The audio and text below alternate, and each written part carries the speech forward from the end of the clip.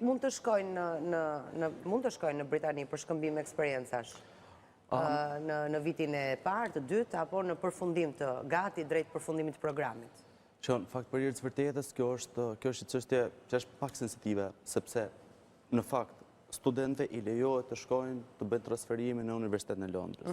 Mund ta bëjnë atë po të duan fund vitit parë, kështu me radhë. Këshilla jonë gjithmonë është mbaroni 3 vjeçarin këtu.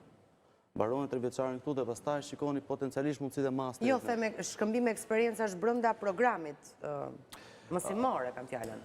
Nuk shiko, duke qenë se ky nuk është një program, sepse nuk e ndjek në mënyrë perfekte pjesën e programeve që ka pjesëtarja e Bashkimit Evropian. Duke qenë se është një program që buron nga Mbretëria e Bashkuar, pjesa e shkëmbimit është pak më komplekse.